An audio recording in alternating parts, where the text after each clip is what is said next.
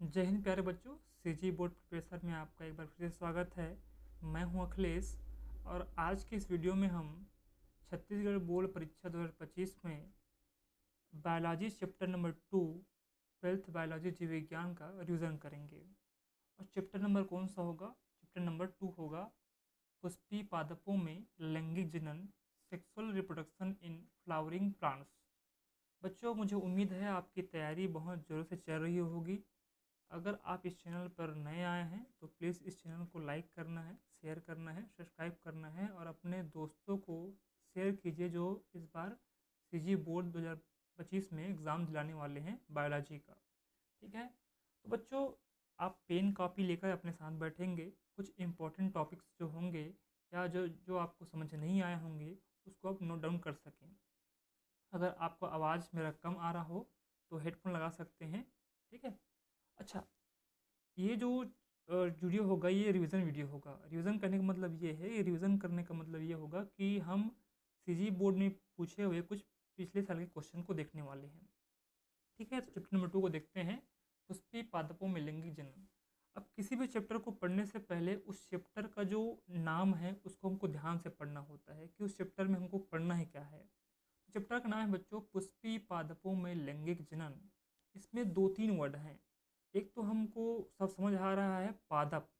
ठीक है, पादप का मतलब होता है प्लांट्स। इसका मतलब है हमको प्लांट्स के बारे में पढ़ना है। और कैसे प्लांट्स होंगे? वो पुष्पीय पादप होंगे। इसका मतलब है ऐसे प्लांट्स होंगे जिसमें पुष्प खिलते हों। इसी को हम क्या कहते हैं? फ्लावरिंग प्लांट्स कहते हैं। और इन फ्लावरिंग प्लांट्स में हमको क्या देखना है? लैंगिक जनन देखना है। क्या देखना है अपने को? लैंगिक जनन। इसका मतलब है सेक्सुअल रिप्रोडक्शन। वैसे तो पौधों में अलैंगिक जनन भी पाया जाता है और लैंगिक जनन भी पाया जाता है। जो निम्न वर्गीय प्रकार के जो पौधे होते हैं उसमें अलैंगिक जनन होता है। उसको हम क्या कहते हैं? कायिक प्रवर्धन। तो क्या बोलते हैं? कायिक प्रवर्धन, वेजिटेटिव प्रोपोगेशन कहते हैं। हमको पता है कि क्या होता है कि किसी भी पादप के वर्धी भाग यानी वेजिटेटिव पार्ट्स यानी कि जड़, तना, पत्ती से एक नए पौधे का निर्माण हो जाए उसे हम वेजिटेटिव प्रोपोगेशन कहते हैं। उसी को हम अलैंगिक जनन कहते हैं। लेकिन इसको हमने पिछले चैप्टर में पढ़ चुके हैं। ठीक है, इस चैप्टर में हमको पढ़ना है पुष्पीय पादपों में किस प्रकार से लैंगिक जनन होता है। मैंने आपको अंतर बताया था लैंगिक जनन किसे कहते हैं, अलैंगिक जनन किसे कहते हैं। तो sexual reproduction in flowering plants. चलिए आगे बढ़ते हैं। चैप्टर नंबर 2 पुष्पीय पादपों में लैंगिक जनन, sexual reproduction in flowering plants. ठीक है, क्लास 12 बायोलॉजी। आगे बढ़ते हैं, कुछ क्वेश्चन देखते हैं आज कौन कौन से क्वेश्चन को हमको प्रैक्टिस करना है। तो जो पहला क्वेश्चन ये है कि उभयलिंगाश्रयी, इसका मतलब है मोनोशियस शब्द का अर्थ बताइए। ये जो क्वेश्चन है छत्तीसगढ़ 2023 में पूछा गया था। Tell the meaning of the word monoecious. ये आपका चैप्टर नंबर में है, आपके सर लोग पढ़ाएंगे आप लोगों को। ठीक है, क्वेश्चन नंबर 2 है एक लिंगाश्रयी डायोसियस किसे कहते हैं? What is called dioecious. ये भी क्वेश्चन सीजी बोर्ड 2023 में क्वेश्चन पूछा गया था। नेक्स्ट क्वेश्चन देखते हैं। नेक्स्ट जो क्वेश्चन है बच्चों, परागकण, इसका मतलब है पोलिंग ग्रेन। पुष्प का जो नर युग्मक होता है मेल का, ठीक है, नर युग्मक उसको बोलते हैं, उसे हम क्या बोलेंगे? परागकण। इसको पोलिंग ग्रेन कहते हैं। का चित्र बनाकर कोई तीन का नामांकन करना है आपको। Draw a picture of A polling grain and nominate any three. ये जो क्वेश्चन है वो सीजी बोर्ड 2019 में पूछा गया था, 21 में पूछा गया था और 22 में भी। तो 19, 21, 22 इसका मतलब है 3 बार इस क्वेश्चन को पूछा गया है, जो एग्जाम के पॉइंट ऑफ व्यू से काफ़ी इंपॉर्टेंट होने वाले हैं। चलिए एक करके समझते हैं कि उभयलिंगाश्री किसे कहते हैं। What is monoecious.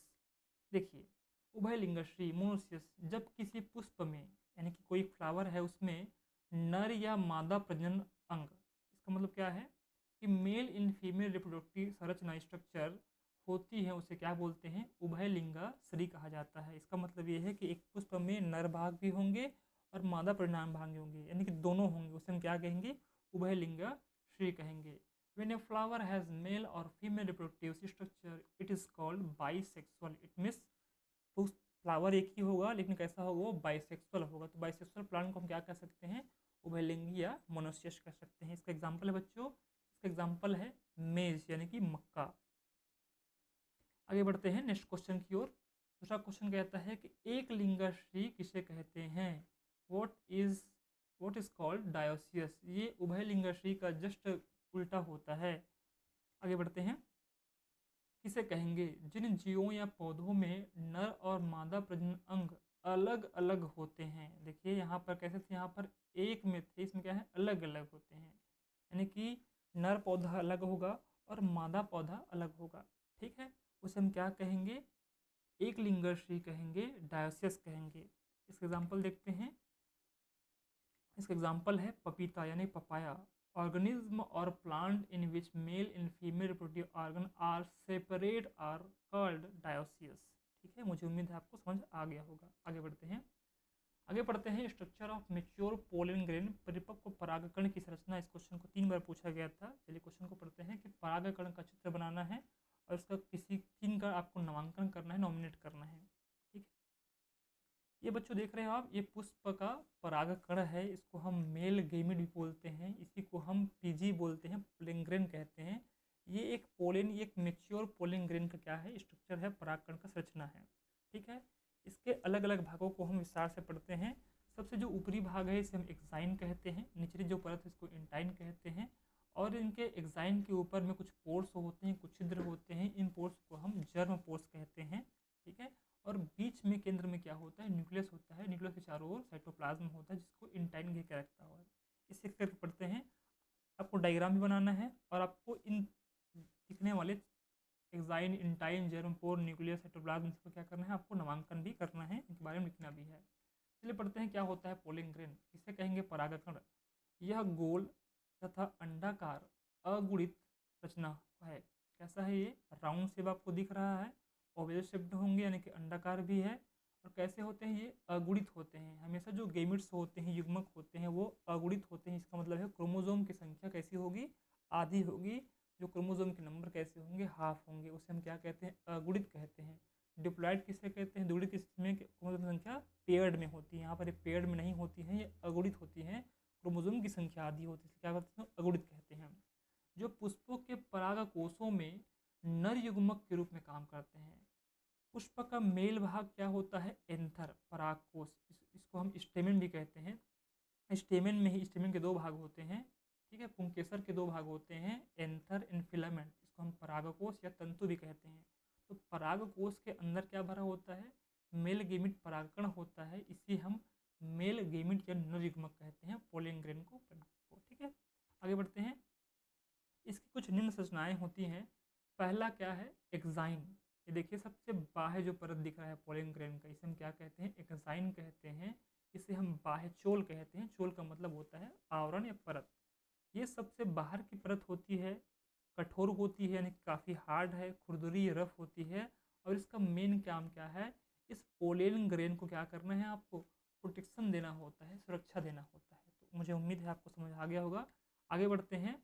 जस्ट इसके नीचे ठीक एक और परत है, उसे हम क्या कहते हैं, इंटाइन कहते हैं। देखो एक्स, एक्साइन, इंटाइन। एक्स मतलब होता है बाहर की ओर, इन का मतलब होता है अंदर की ओर। इसे हम अंतःचोल कहते हैं। अंदर की ओर रहने वाली जो परत को क्या बोलेंगे, इंटाइन कहते हैं। ये दूसरी परत है। पहली परत कौन सी थी, एक्साइन। दूसरी परत कौन है, इंटाइन। एक्साइन के ठीक नीचे, कैसी, देखो एक्साइन के ठीक नीचे पतली व कोमल भित्ति वाली क्या होती है, इंटाइन कहलाती है। ये पतली होती है और काफ़ी कोमल होती है। जो एक्साइन जो परत होती है काफ़ी कठोर होती है, ठीक है, खुरदुरी होती है। लेकिन ये कैसी है, पतली है, चिकनी होती है, कोमल होती है। ठीक है, यह अपने अंदर साइटोप्लाज्म व न्यूक्लियस को घेरे रखती है। इसका देखिए आप घेरे रखे हुए हैं, ये इंटाइन है। इंटाइन के अंदर में कोशिका द्रव्य यानी कि साइटोप्लाज्म है, और इसके बीच में क्या है, न्यूक्लियस है, केंद्रक होते हैं। आगे बढ़ते हैं। जर्मपोर, जिसको हम जनन छिद्र कहते हैं। आप इस प्रकार से देख पा रहे हैं कि एक्साइन के ऊपर कुछ छोटे छोटे पोर्स होते हैं। इस पोर्स को हम क्या कहते हैं, जर्मपोर कहते हैं, जनन छिद्र कहते हैं। तो एक्साइन में कुछ बहुत छोटे छिद्र होते हैं जिन्हें जनन छिद्र कहते हैं। इससे पराग नली, इसका मतलब है पोलन ट्यूब, आगे हम समझेंगे पोलन ट्यूब किसे कहते हैं। पोलन ट्यूब बाहर निकलते हैं, जो निषेचन के समय काम आता है, वक्त आता है जब फीमेल के जो पराग नलिकाएँ होती हैं, फीमेल के जो स्टाइल वाली यानी कि वर्तिका पार्ट होती है, उस पार्ट पर ये जाकर अटैच होती है, उसे हम पोलन ट्यूब कहते हैं। एक और सेल्स होती हैं इनके बीच में, यहाँ पर डायग्राम नहीं दिख पा रहा आप लोगों को, लेकिन एक सेल्स होती है, इसको बोलते हैं जर्मिनेटिव सेल्स। इसको हम जनन कोशिका कहते हैं। इन कोशिकाओं का मुख्य रूप से कार्य होता है फर्टिलाइजेशन या निषेचन में सहायक करते हैं, हेल्प करते हैं निषेचन में। आगे बढ़ते हैं। क्या है परागकण। परागकण से बहुत सारे क्वेश्चन आए हुए हैं, उन क्वेश्चन को आपको ध्यान से देखना है। अगर आप पेन कापी रखे हैं क्वेश्चन को आप लिख लीजिए, ठीक है। वैसे तो इसका पीडीएफ मैं टेलीग्राम चैनल पे सेंड कर दूंगा आपको, ठीक है। तो प्रश्न चौथा है, परागकण किसे कहते हैं, व्हाट इज सॉरी परागण, परागण किसे कहते हैं, व्हाट इज पॉलिनेशन। पॉलिनेशन बच्चों पौधों में निषेचन या एक प्रकार से नर युग्मक का मादा युग्मक तक पहुंचने की प्रक्रिया होती है। तो याद रखिएगा, परागकण अलग होता है और परागण अलग होता है। कई बार बच्चे, मैं काफ़ी चेक करता हूँ, कई बार जो बच्चे होते हैं वो गलती करते हैं, परागण को परागकण लिखा जाते हैं, परागकण को परागण लिखा जाते हैं, दोनों में अंतर होता है। पॉलिनेशन प्रक्रिया है, इसका पुष्प के नर युग्मक का मादा युग्मक तक जाने की प्रक्रिया होती है, इसको हम कहते हैं परागण, परागण कहते हैं। और परागकण क्या होता है, परागकण नर युग्मक होता है। तो परागण पूछा है, परागण किसे कहते हैं, व्हाट इज पॉलिनेशन। आपको एग्जाम में ध्यान से पढ़ना है, पूछा क्या गया है। अक्सर क्या होता है बच्चे कि जो क्वेश्चन पूछा कुछ और गया है, लिख कुछ और आ जाते हो, आपको लगता है हमको नंबर नहीं मिला है, आपको लगता है टीचर नंबर काटते हैं। ऐसा बिल्कुल नहीं है। जो क्वेश्चन पूछा गया है उसी का आपको आंसर लिखना है। क्वेश्चन को 2 बार 3 बार ध्यान से आपको पढ़ना है। आगे बढ़ते हैं नेक्स्ट क्वेश्चन। हालांकि क्वेश्चन नहीं आए हुए हैं, फिर भी क्वेश्चन आ सकते हैं। प्रश्न 5वां है, स्वपरागण क्या है। अब बच्चों मैं आगे पढ़ाऊंगे, आपके क्लास में आपको टीचर पढ़ाए होंगे, परागण के कई प्रकार होते हैं। तो परागण के प्रकार में दूसरा जो पहला प्रकार है स्वपरागण, एक होता है पर परागण, जिसको हम सेल्फ पॉलिनेशन और क्रॉस पॉलिनेशन भी कहते हैं, ठीक है। तो स्वपरागण क्या है ये पूछा गया है। स्वपरागण से होने वाले लाभ एवं हानियों का वर्णन कीजिए, ठीक है। तो आप बताना है कि स्वपरागण क्या है और स्वपरागण से लाभ क्या होते हैं और हानि क्या होते हैं। तो what is self pollination, describe the advantages and disadvantages of self pollination. आगे बढ़ते हैं। देखिए बच्चों, सीजी 2022 में सेट बी में क्वेश्चन पूछा गया था, स्वपरागण की हानि पूछ दिया। देखो यहाँ पर सेम क्वेश्चन था, क्वेश्चन में सिर्फ आपको हानि पूछेगी, तो मुझे 2, इसका मतलब है 2 नंबर क्वेश्चन फिक्स था रहने के लिए, ठीक है। तो स्वपरागण की 2 हानियां लिखना है। Right 2 disadvantage of self pollination. Question को ध्यान से पढ़ेंगे, स्वपरागण की आपको 2 हानि पूछा गया है। नेक्स्ट क्वेश्चन है, देखिए सेम क्वेश्चन था 2022 में सेट बी में क्वेश्चन पूछा था कि 2 हानि बताना है स्वपरागण का, और 2022 में सेट सी में सेम क्वेश्चन को दोहराया है, लेकिन इसमें 2 लाभ पूछा है। ऊपर क्या था, हानि था, यह आपको लाभ बताना है। तो right 2 benefits of self pollination, इसका मतलब है हमको परागण से क्वेश्चन आने ही आने हैं, तो परागण के टॉपिक को आपको अच्छे से क्लियर करना है, ठीक है। समय लीजिए, ठीक है। समय आपके पास कम है, लेकिन इसको आप अच्छे से पढ़िए, इसका प्रॉपर नोट्स बना लीजिए। ऐसे तो नोट्स आपको सेंड कर दूंगा टेलीग्राम में, आपको उसको ध्यान से पढ़ना होगा। स्वपरागण के आपको 2 लाभ लिखने हैं, राइट 2 बेनिफिट्स या advantages of self pollination. Next जो क्वेश्चन है बच्चों, देखिए दूसरा प्रकार है पर परागण। यहाँ पर पूछा है स्वपरागण, तो आपने परागण को तैयार कर लिया, स्वपरागण को तैयार कर लिया, स्वपरागण में लाभ और हानि को भी पूरा पढ़ लेना है। फिर अब नेक्स्ट आते हैं पर परागण की ओर, कि पर परागण क्या है, ठीक है। इसको हम क्रॉस पॉलिनेशन कहते हैं। पर परागण के 2 लाभ पूछा गया है। देखो पर परागण क्या है पूछा भी गया है, और उसका लाभ भी पूछा गया है। कब पूछा गया है, 2019 में सेट सी में पूछा गया था। What is cross pollination, right 2 benefits of cross pollination. आगे बढ़ते हैं। स्वपरागण एवं पर परागण में कोई 3 अंतर पूछा है, 3 अंतर पूछा है, इसका मतलब है 3 नंबर का क्वेश्चन होगा, ठीक है। तो देखो बच्चों, आपको परागण को पूरा कंप्लीट पढ़ना ही पढ़ना है, इससे क्वेश्चन आना ही आना है। चाहे आप स्वपरागण पढ़ो चाहे पर परागण पढ़ो, आपको पढ़ना ही होगा।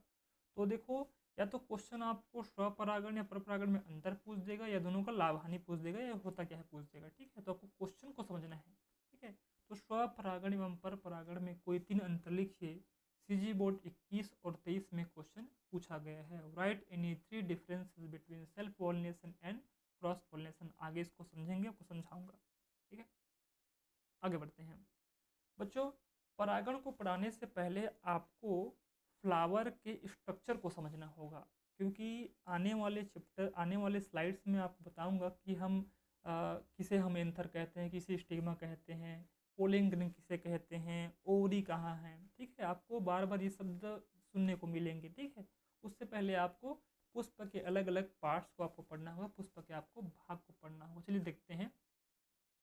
आपने कहीं न कहीं फ्लावर देखा है, इसको हम फ्लावरिंग प्लांट्स कहते हैं। जैसे कि गुड़हल, सिंपल सा आप ले लेते हैं, रोज़ा हिबिस्कस जिसको बोलते हैं। गुड़हल का पौधा सामान्य आप लीजिए और गुड़हल के पौधे में क्या-क्या दिख रहा है उसको देखिए, ठीक है भाई? तो मुख्यतः हमको इसके द मुख्यतः 2 प्रकार के अंग होते हैं। एक होता है आवश्यक अंग होता है, एक होता है सहायक अंग। सहायक अंग कहने का मतलब है जो आपको बाहरी रूप से दिखता है, जैसे कि कलरफुल आपको दिख रहा है, इसको हम पेटल्स कहते हैं और जो नीचे दिख रहा है हरा-हरा, ठीक है? इस प्रकार से इसे हम क्या कहते हैं सेपल्स कहते हैं। तो पेटल्स एंड सेपल्स से कैसे होते हैं, ये सहायक अंग के रूप में काम करते हैं पुष्प के। वैसे तो हमको पता होगा कि पौधे में जो लैंगिक अंग होता है वो पुष्प होता है, ठीक है भाई? सेक्सुअल पार्ट होता है किसका, किसी भी प्लांट्स का, कौन? फ्लावर, ठीक है? तो फ्लावर में 2 टाइप्स के चक्र होते हैं या फिर अंश होते हैं। उस ऑर्गन्स को हम सहायक अंग कहते हैं, जैसे कि पेटल्स और सेपल्स, जिसको हम दल एंड बाह्यदल कहते हैं। जो पेटल्स होते हैं इसको हम ऐसे याद रखेंगे एसपी, ठीक है? एसपी इसका मतलब एस फॉर क्या, सेपल होते हैं जो ग्रीन कलर के होते हैं और पेटल यानी क्या होते हैं ये कलरफुल होते हैं। जितने भी रंगीन आपको पंखुड़ियाँ दिखती हैं उसे हम पेटल्स कहते हैं, ठीक है? ये क्यों होते हैं रंगीन? क्योंकि जब परागण की प्रक्रिया होगी, खासकर जब पर परागण की प्रक्रिया होगी, तो ये कीटों को, भंवरों को अपनी ओर आकर्षित करने के लिए अपने आप को काफ़ी कलरफुल बनाते हैं, ठीक है? इसे हम क्या कहेंगे? पेटल्स कहेंगे। अब आते हैं मेन अंगों पर, हम इसको कहते हैं प्रजनन अंग। इसका मतलब है कि पुष्प के संरचना को अगर देखें तो पुष्प में 2 प्रकार के प्रजनन अंग या तंत्र आपको देखने को मिलेंगे। आप एक है male reproductive system in flowering plants and female reproductive system in flowering plants, ठीक है? तो आपको जो राइट साइड दिख रहा है यहाँ पर, ठीक है, इसको हम पिस्टिल कह रहे हैं, इसको हम गाइनोसियम भी बोलते हैं, ठीक है भाई? गाइनोसियम वर्ड यूज़ करते हैं एक पुष्प में फीमेल रिप्रोडक्टिव ऑर्गन्स में। इसको पिस्टिल या कार्पेल भी कहते हैं, ठीक है? स्त्री केसर कहते हैं हिंदी में, ठीक है? या गाइनोसियम कहते हैं। इसके बहुत सारे नाम हैं, पिस्टिल कहिए, कार्पेल कहिए, गाइनोसियम कहिए, स्त्री केसर कहिए या अंडप कहिए, ठीक है? बहुत सारे इसके नाम हो सकते हैं। तो जो स्त्री फीमेल रिप्रोडक्टिव पार्ट होता है ये मुख्यतः 3 भागों में बटा होता है। ये आप दिख रहे हैं ग्रीन कलर का, ऊपर से लेकर नीचे तक, ठीक है? कितने भाग होते हैं? 3 भाग होते हैं। पहले भाग को बोलते हैं स्टिग्मा। क्या बोलते हैं? जो ऊपरी फूला हुआ भाग आपको दिख रहा है इसे हम क्या कहते हैं? स्टिग्मा कहते हैं, ठीक है? और इस स्टिग्मा से लगे हुए सबसे नीचे जो फूला हुआ भाग दिख रहा है इसको क्या बोलते हैं? ओवरी कहते हैं। सबसे ऊपरी भाग क्या हो गया? स्टिग्मा। नीचे भाग क्या हो गया? ओवरी यानी कि अंडाशय, ठीक है? इसको हम वर्तिकाग्र कहते हैं स्टिग्मा को। और इन ओवरी और इस स्टिग्मा को जोड़ने वाली जो रचना होती है उस रचना को हम स्टाइल या वर्तिका कहते हैं, ठीक है? ये वर्तिका ही वो भाग है जहाँ से पोलिन ट्यूब आकर पोलिन ग्रेन का ट्यूब आकर जुड़ता है, ठीक है? तो ये हो गया क्या आपका फीमेल रिप्रोडक्टिव पार्ट्स एक फ्लावर में। अगर हम लेफ्ट की ओर आएँ तो इस भाग को कहते हैं स्टेमेन यानी कि पुंकेसर। जी हाँ, पौधों के पुष्प का नर भाग या नर जनन तंत्र को हम पुंकेसर कहते हैं या फिर इसको कहते हैं एंड्रोसियम कहते हैं, ठीक है? एंड्रोसियम कहते हैं, पुमंग कहते हैं, ठीक है? तो पुमंग में सबसे जो मेन भाग होता है इस भाग को बोलते हैं स्टेमेन। स्टेमेन जो होता है पुष्प का मेल पार्ट होता है, मेल भाग होता है, स्टेमेन को हम पुंकेसर कहते हैं। पुंकेसर के 2 भाग होते हैं। सबसे जो ऊपरी भाग आपको दिख रहा है इस प्रकार से यहाँ पर, ठीक है? एक दाने के समान दिख रहा होगा, इस भाग को हम कहते हैं एंथर यानी कि परागकोश कहते हैं, ठीक है? ये और दूसरा जो भाग है जो आपके ओवरी से जाकर जुड़ा हुआ है, ठीक है? ओवरी या प्लेसेंटा से आकर जुड़ा हुआ है, इस भाग को बोलते हैं पुतंतु या तंतु या इसको फिलामेंट कहते हैं। फिलामेंट वह पार्ट होता है एक स्टेमन का जो थैलेमस से एंथर को जोड़ने का काम करता है और एंथर को हम परागकोश कहते हैं। और परागकोश के अंदर ही क्या होता है, अब जब पिछले साइड पढ़ रहे थे उसमें क्या होता है? पोलन ग्रेन्स होते हैं, परागकण होते हैं, ठीक है?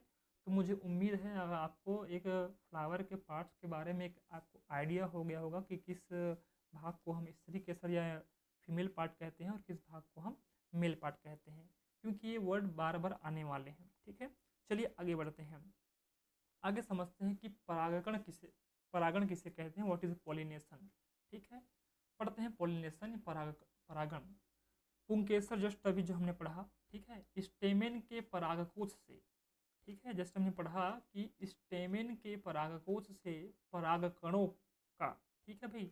मेल भाग होता है स्टेमेन, स्टेमेन्स के सबसे ऊपरी भाग को कहते हैं परागकोश एंथर, और एंथर के अंदर में क्या होता है, परागकण होते हैं, पोलन ग्रेन होते हैं। तो यहाँ पे क्लियर हो जाना चाहिए परिभाषा कि पुंकेसर के परागकोश से परागकणों का, ठीक है, पुंकेसर के परागकोश से परागकणों का, परागकण क्या है, मेल गेमिट्स है, ठीक है भाई, और मेल गेमिट का ट्रांसफर होना है फीमेल गेमिट के पास में, ठीक है। तो उसी पुष्प के या दूसरे पुष्प के, देखिए यहाँ पर पौधा चाहे एक हो सकता हो सकता है, ठीक है, लेकिन यहाँ पे हम पुष्प वर्ड यूज कर रहे हैं बार बार, ठीक है, कि पुंकेसर के परागकोश से परागकणों का उसी पुष्प के या दूसरे पौधे के किसी दूसरे पुष्प के, ठीक है भाई, या तो वही पुष्प होगा या दूसरे पौधे के कोई दूसरा पुष्प होगा, ठीक है भाई। यानी कि सपोज कीजिए यहाँ पर एक प्लांट है और यहाँ पर एक प्लांट है, ठीक है भाई, तो इस प्लांट पर सेम पुष्प होंगे या दूसरे पुष्प पर जाकर क्या हो रहे हैं भाई, कहाँ पर, वर्तिकाग्र पर स्टिग्मा पर जाना क्या कहलाता है, परागण कहलाता है, ठीक है। इसको हम समझते हैं, the movement of pollen grains from the anther of the stamen to the stigma of a flower of the same flower और of another plants is called pollination, ठीक है। आइए बच्चों, आपको इस डायग्राम से समझते हैं, ठीक है। आपको क्या दिख रहा है, ये देखिए दो पुष्प दिख रहे हैं, या तो ये एक ही प्लांट के पुष्प, दो पुष्प हो सकते हैं, या फिर ये दो अलग अलग प्लांट के पुष्प हो सकते हैं, ठीक है। अभी इस पर हम नहीं पढ़ते हैं, यहाँ पर हमारे सामने दो पुष्प दिख रहे हैं, ठीक है। आप समझिए कि पुष्प नंबर 1 है, ये पुष्प नंबर 2 है, ठीक है। पुष्प नंबर पहले में क्या आपको दिख रहा है, पोलन ग्रेन्स, ठीक है भाई, ये क्या है, स्टेमेंस है, यहाँ पे पुंकेसर्स हैं, ठीक है, और यहाँ पर परागकोश है, एंथर्स है, और एंथर्स में क्या है, देखो आपको पोलेंस निकल रहे हैं, ठीक है भाई, और पोलेंस क्या होते हैं, नरयुग्मक होते हैं।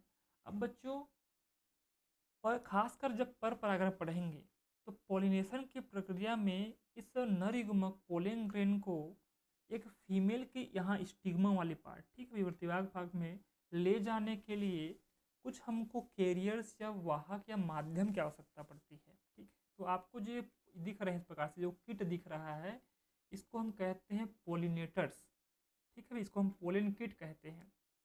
ये जो पोलिनेटर्स होते हैं वो एक पुष्प के परागकण को अपने ऊपर चिपका कर दूसरे पुष्प के वर्तिकाग्र में जाकर इसको अटैच करते हैं। तो खासकर पर परागण जब पढ़ेंगे तो उसमें हम माध्यमों की आवश्यकता देखेंगे। तो पोलिनेटर की मदद से किसी पुष्प के नर भाग से पोलन ग्रेन्स का इस पोलिनेटर के द्वारा किसी दूसरे पुष्प या उसी पुष्प के स्टिग्मा पर जाकर पहुंच जाना क्या कहलाता है, पोलिनेशन कहलाता है, ठीक है। तो आपको एक बार फिर से पढ़ते हैं इसको, परिभाषा को क्या बोला है, पुंकेसर, यानी कि देखो पुंकेसर के परागकोश से परागकणों का, देखिए ये पुंकेसर है, इस पुंकेसर में परागकोश है, इस परागकोश में परागकण है, और इन परागकणों का उसी पुष्प के साथ, चाहे देखिए इस प्रकार से, ये उसी पुष्प के स्टिग्मा स्टिग्मा पर या किसी दूसरे पौधे के किसी दूसरे पुष्प के स्टिग्मा पर क्या हो रहा है, वर्तिका पर क्या हो रहा है, पहुंच जा रहा है, इसे क्या कहते हैं, परागण कहते हैं, पॉलिनेशन कहते हैं। और इसके लिए माध्यम की आवश्यकता होती है, खासकर जब हम पढ़ेंगे क्रॉस पॉलिनेशन या पर परागण के बारे में, ठीक है। अभी हम समझते हैं कि ये होता है। कुल मिला के मैं बहुत सिंपल शब्दों में कहूँ तो पराग कणों का किसी माध्यम से किसी दूसरे पुष्प के स्टिग्मा में पहुंच जाने, उसी स्टिग्मा में पहुंच जाना क्या कहलाता है, परागण कहलाता है, पॉलिनेशन कहलाता है। आगे बढ़ते हैं, अब हम आगे पढ़ते हैं परागण के प्रकार, ये किस प्रकार से होता है, ठीक है। तो परागण के मुख्यतः 3 प्रकार होते हैं, हालांकि आपके बुक में केवल 2 ही प्रकार दिया हुआ है, लेकिन मैं आप यहाँ पर ऐड कर दिया हूँ कि पॉलिनेशन के 3 टाइप्स होते हैं। पहला को हम कहते हैं स्वपरागण, ये है स्वपरागण, इसको हम कहते हैं सेल्फ पॉलिनेशन, क्या बोलते हैं, सेल्फ पॉलिनेशन। दूसरा है पर परागण, इसको हम क्रॉस पॉलिनेशन कहते हैं। एक होता है कृत्रिम परागण, इसका मतलब है ह्यूमन मेड, यानी कि मानव द्वारा किया गया, इसको हम आर्टिफिशियल पॉलिनेशन कहते हैं। एक एक करके समझते हैं कि स्वपरागण किसे कहते हैं, परपरागण किसे कहते हैं, ठीक है। आपको पॉलिनेशन समझ आ गया था। स्वपरागण में क्या होगा, याद रखिएगा, इसको हम सेल्फ पॉलिनेशन कहते हैं। स्वपरागण जैसे ही आप वर्ड सुनते हैं, स्वपरागण में मान के चलिए कि यहाँ पर पौधा एक ही होगा, ठीक है भाई, एक ही पौधा होगा, ठीक है, और एक ही पुष्प होगा, ठीक है, या उसी एक पौधे में दो पुष्प होंगे। इसका मतलब यहाँ पर पौधा एक ही होना चाहिए। स्वपरागण का मतलब यही होगा कि उनमें तब होगा कि जब पौधा एक हो, भले ही उसमें पुष्प दो हों। ठीक है भाई, यानी कि दो अलग अलग पौधे नहीं होंगे, वहाँ पर पौधा एक होगा, पुष्प दो यहाँ पर हो सकते हैं उस एक पौधे पर। ठीक है, तो स्वपरागण के भी दो प्रकार होते हैं, ऑटोगेमस एंड जिटेनोगेमस। अब ऑटोगेमस किसे कहेंगे? सपोज कीजिए कि स्वपरागण में एक पौधा है, एक पौधे में एक पुष्प है। ठीक है, और स्वपरागण के लिए एडेप्टेशन ये होता है, अनुकूलता ये होती है कि जो स्वपरागण के नियम ये है कि जो पौधा कैसा होना चाहिए, जो पौधे का पुष्प कैसा होना चाहिए, बाइसेक्सुअल, द्विलिंगी होना चाहिए, उभयलिंगी होना चाहिए। इसका मतलब ये है कि उसमें नर भाग भी हों उस पुष्प में और मादा भाग भी हों। ठीक है भाई, तो होगा क्या कि एक पौधा है, एक पौधे में एक पुष्प है, वो पुष्प में नर भाग भी होंगे, मादा भाग भी होंगे। तो उस सेम पुष्प में नर भाग परागकण उसी के वर्तिकाग्र में क्या हो रहा है भाई, पहुंच जा रहा है बिना किसी माध्यम से। उसे हम क्या कहेंगे? ऑटोगेमस कहेंगे। सपोज कीजिए कि एक पौधा है, एक पौधे में एक पुष्प है। जो पुष्प होगा वो कैसा होगा? पुष्प होगा द्विलिंगी होगा, यानी कि नर भाग भी होगा, मादा भाग भी होगा। तो पुष्प के, उसी पुष्प के नर भाग यानी कि पोलेन ग्रेन से, पोलेन ग्रेन उसी पौधे के वर्तिकाग्र पर क्या हो रहा है, पहुंच जा रहा है। इसे हम कहते हैं ऑटोगेमस प्रकार का स्वपरागण। ठीक है भाई, आपको ऑटोगेमस आपको समझ आ गया होगा। ये दूसरा क्या है? जिटेनोगेमस। इसमें क्या होगा कि पौधा एक होगा, उस पौधे में पुष्प दो होंगे। ठीक है भाई, कैसे होंगे? पुष्प वहां पर दो होंगे। तो एक पुष्प का परागकण उड़कर या किसी और खरे के माध्यम की आवश्यकता नहीं होती होने के लिए, किस टच के द्वारा एक पुष्प का परागकण से दूसरे पुष्प के, पौधा से होना चाहिए, ठीक है, एक पुष्प का परागकण दूसरे पुष्प के वर्तिकाग्र में क्या हो रहा है, जाकर पहुंच रहा है, क्या बोलते हैं? जिटेनोगेमस कहते हैं। ठीक है, तो स्वपरागण में से याद रखेंगे, एक अनुकूलता ये होनी चाहिए कि पहले, सबसे पहले तो पौधा एक हो। ठीक है, अगर वो पुष्प एक है तो पुष्प बाइसेक्सुअल होना चाहिए, द्विलिंगी होना चाहिए। ठीक है, इस प्रकार से ऐसा होता है। तो मुझे उम्मीद है कि आपको स्वपरागण समझ आ गया होगा। आगे इसको और विस्तार से समझेंगे। आगे बढ़ते हैं। दूसरा है पर परागण। नाम से स्पष्ट है, पर परागण इसका मतलब है हमको दो अलग अलग पौधे की आवश्यकता होगी। अब इसमें पर परागण में जब दो अलग अलग पौधों की आवश्यकता होगी तो पौधे दूर हो सकते हैं। क्या हो सकते हैं? दूर हो सकते हैं। तो पोलन ग्रेन्स को एक पुष्प से दूसरे पौधे में पहुंचने के लिए क्या चाहिए? उनको माध्यम की आवश्यकता चाहिए। तो याद रखेंगे कि पर परागण में हमेशा पौधे कैसे होंगे? अलग अलग हो सकते हैं। ठीक है, उनमें माध्यम की आवश्यकता होगी। पौधे के पुष्प का द्विलिंगी होना आवश्यक नहीं है। ठीक है, तो इसमें माध्यम की आवश्यकता होगी। अब वो माध्यम क्या क्या हो सकते हैं? माध्यम हो सकता है वायु, विंड, वे एयर हो सकता है। इसको हम कहते हैं वायु परागण, यानी कि विंड पॉलिनेशन या एयर पॉलिनेशन हम बोलते हैं। दूसरा क्या माध्यम क्या है? जल। इसको हम कहते हैं हाइड्रोपोलिनेशन। इसको हम कह सकते हैं हाइड्रोपोलिनेशन यानी वाटर पॉलिनेशन। ठीक है, और दूसरा क्या है? जंतु। इसकी कीट वगैरह आ गए, भंवरे वगैरह, तितली वगैरह आ गई, सब जंतु में आ गए, इसको बोलते हैं, ठीक है, एनिमल पॉलिनेशन बोल सकते हैं बोलने के लिए। अब एनिमल में भी कौन कौन सा? एनिमल में जो इंसेक्ट्स होते हैं इसको हम कीट परागण कहते हैं। अगर पक्षी के माध्यम से परागण हो रहा है इसको हम कहते हैं अर्निथोफिली बोलते हैं इसी को। अगर हम चमगादड़ के द्वारा अगर परागण हो रहा है, ठीक है, इसको हम क्या बोलेंगे? चिरोप्टोरीफिली बोलेंगे। ठीक है, और अगर घोंघा के द्वारा हो इसे बोलते हैं मेल्कोफिली बोलेंगे। ठीक है, और लास्ट क्या है? कृत्रिम परागण, जिसमें हम मार्गदर्शन कराते हैं। इसको हम नहीं पढ़ेंगे क्योंकि चैप्टर में हमारा कृत्रिम परागण दिया नहीं गया है। ठीक है, तो परागण के हमने प्रकार समझ लिए कि स्वपरागण, पर परागण और कृत्रिम परागण होता है। स्वपरागण के दो भाग होते हैं, ऑटोगेमस, स्टेनोगेमस। पर परागण में माध्यम की आवश्यकता होती है, स्वपरागण में माध्यम की आवश्यकता नहीं होती है। स्वपरागण में पुष्प द्विलिंगी होना आवश्यक है, इसमें आवश्यक नहीं होता है। माध्यम में वायु, जल और जंतु। जंतु में भी कीट, पक्षी, चमगादड़ और घोंघा ये हो सकते हैं। ठीक है,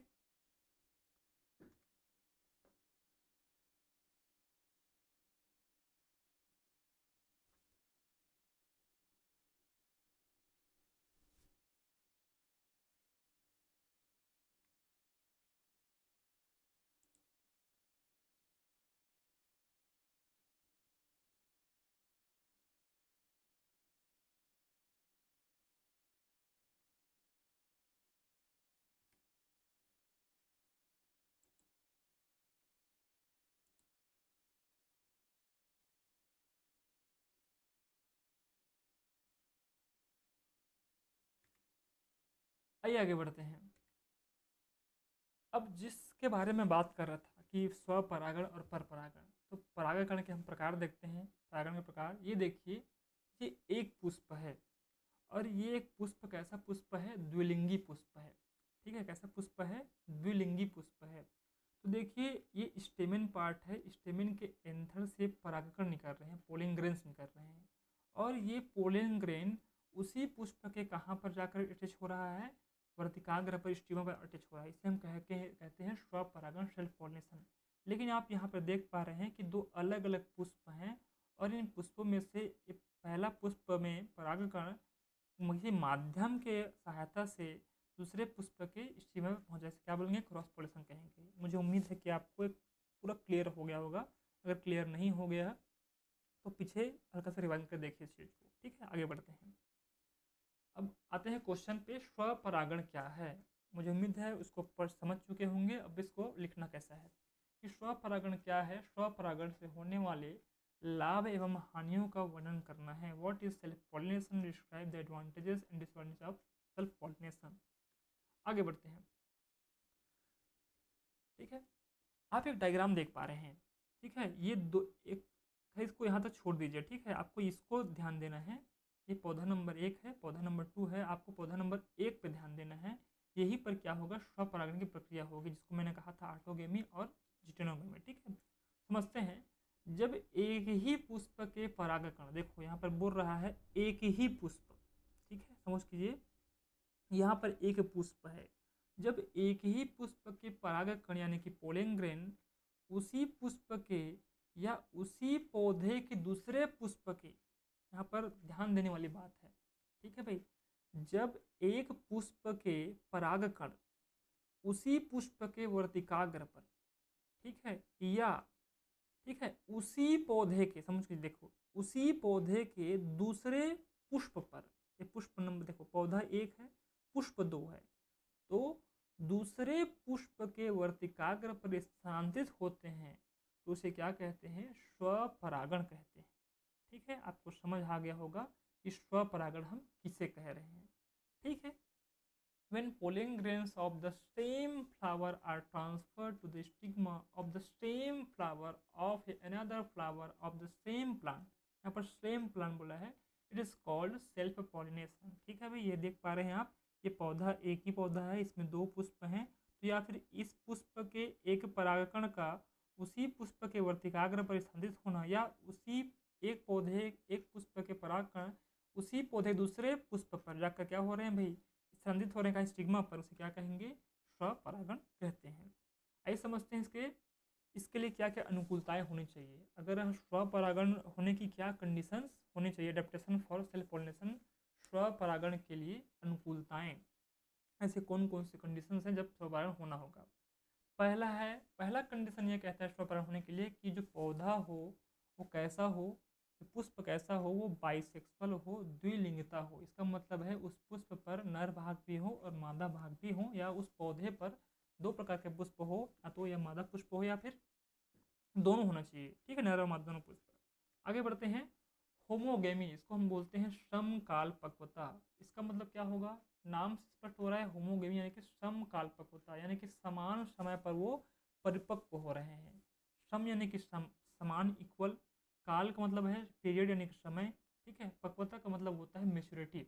इसका मतलब है कि समान समय पर उनमें मेच्योरिटी आ रही है, परिपक्वता आ रही है। अब किन किन में, कि जो एक पुष्प होगा उस पुष्प में नर भाग भी होंगे और मादा भाग भी होंगे।